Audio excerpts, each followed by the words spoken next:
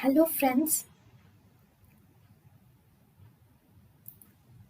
Welcome to Creative Medicine. In this lecture, we will learn about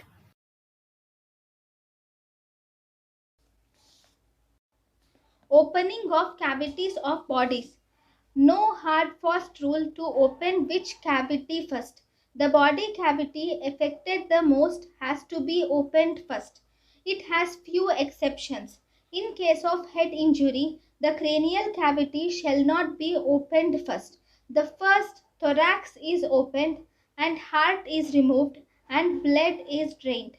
In case of mechanical asphyxia or compression of the neck is not opened first but opened last. Since we have to study the neck structures thoroughly and we need bloodless field or field for dissection of the neck. So neck is opened last in mechanical asphyxia. Has a second school of thought, head has to be opened first, has a rule of thumb.